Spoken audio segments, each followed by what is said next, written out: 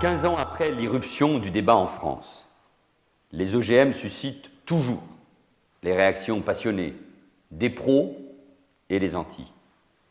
Je crois qu'il est grand temps d'abandonner les invectives pour créer les conditions d'un dialogue intelligent, honnête, sérieux et sans tabou. Les enjeux fondamentaux liés aux OGM même l'exigent. Au cours du XXe siècle, les catastrophes générées par le scientisme ont abîmé, on peut le comprendre, notre foi dans le progrès. Mais nous ne pouvons pas renoncer à son idée même. Nos civilisations, nos sociétés ont besoin de progresser.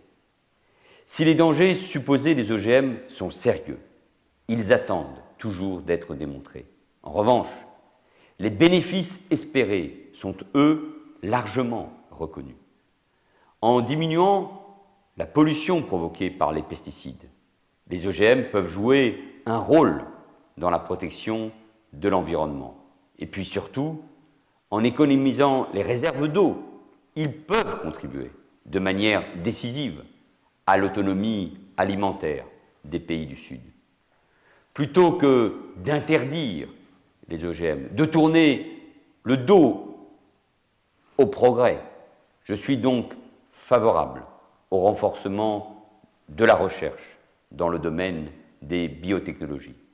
Cet effort est essentiel pour lever tous les doutes sur leurs dangers éventuels.